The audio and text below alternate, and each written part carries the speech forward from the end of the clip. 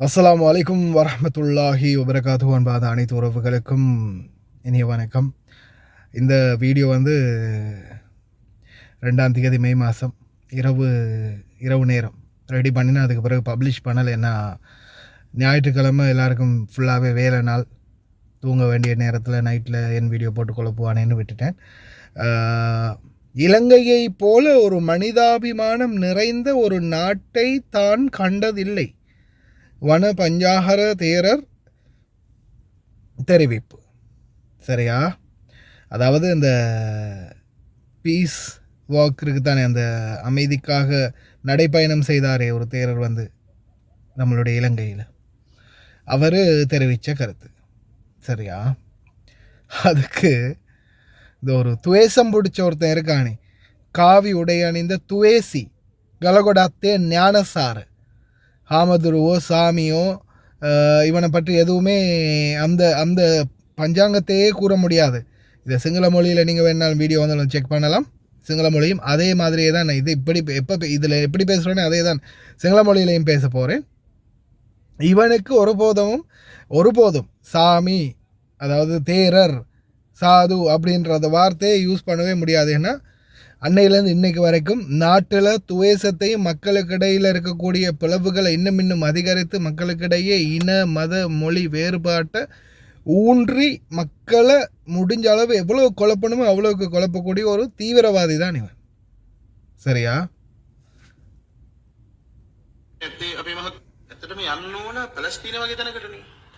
உண்மைக்குமே போகணும் பலஸ்தீன் மாதிரியான நாடுகளுக்கு.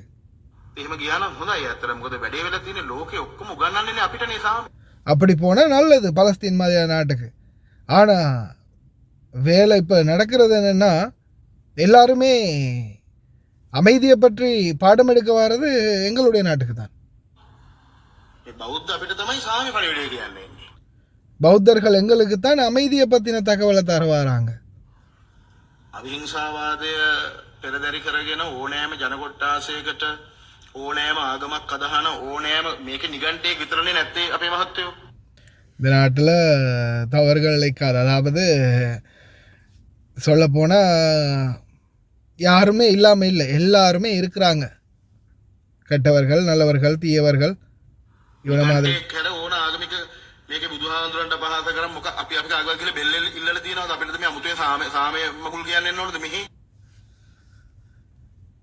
புதுசாக எங்களுக்கு அமைதியை சொல்லித்தர இந்த நாட்டுக்கு வரணுமா? ஏன்னா இவன் எவ்வளோ பெரிய ஒரு வஞ்சகம் பிடிச்சவன்னு பாருங்க. இப்போது இந்த இதுக்கு முன்னாடி அப்படித்தான் யார் அந்த ஒரு பேர் என்னப்பா,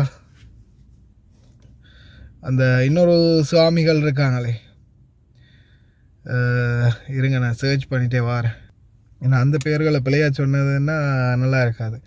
கத்னோரு சிறிதம்ம ஹாமதுரு இப்போ கடந்த காலங்களில் பூ கொண்டு போய் கொடுத்தாங்க, இஸ்லாமியர்கள் அவரை மதித்தாங்க, இது பண்ணாங்க அப்படின்னு பெரிய பிரளயமே போயிடுச்சு கொஞ்ச நாள்.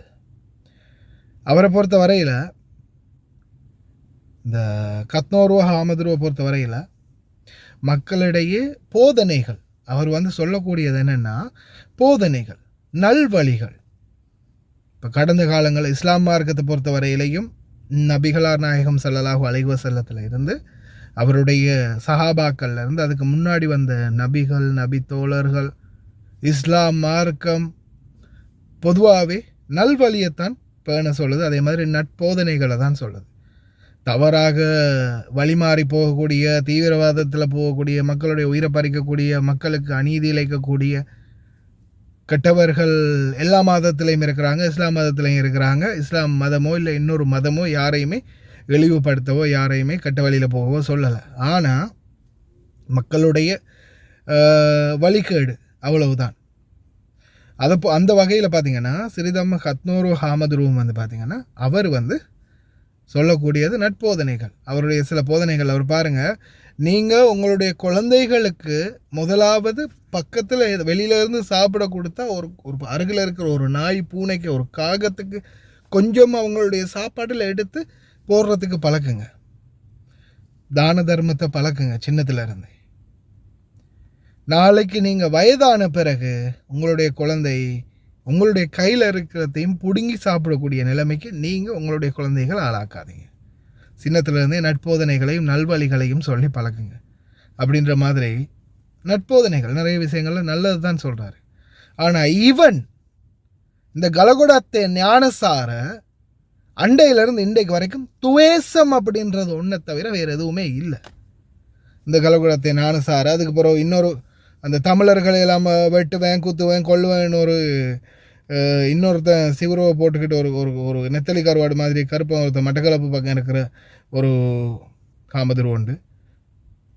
இவங்க எல்லாரும் பார்த்திங்கன்னா இந்த சமுதாயத்தில் எவ்வளவு முடிஞ்சளவு பிளவுபடுத்தணுமோ சமுதாயத்தை அவ்வளவு பிளவுபடுத்தி மக்களிடையே நல்லிணக்கம் ஒற்றுமை அப்படின்னு இருக்கிறத இல்லாமாக்கணும் அப்படின்ற ஒரு கோட்பாட்டோடு இருக்கக்கூடிய நம்மளுடைய சமுதாயத்தில் இருக்கக்கூடிய தீய சக்தி, விஜய் சொல்கிற மாதிரி தீய சக்தி, இது எல்லாமே தீய சக்தி. ஆனால் இந்த தீய சக்திகளுக்கு பின்னாலேயும் சிலர் இன்றைக்கும் வால் பிடிச்சிட்டு தெரிகிறாங்க. அன்பார்ந்த உறவுகளை, சில நேரங்களில் சில விடயங்கள் நம்மளுடைய மனதை பாதிக்கும், நம்மளுக்கு ஆத்திரம் மூட்டும் சிலருடைய செயல்பாடுகள்.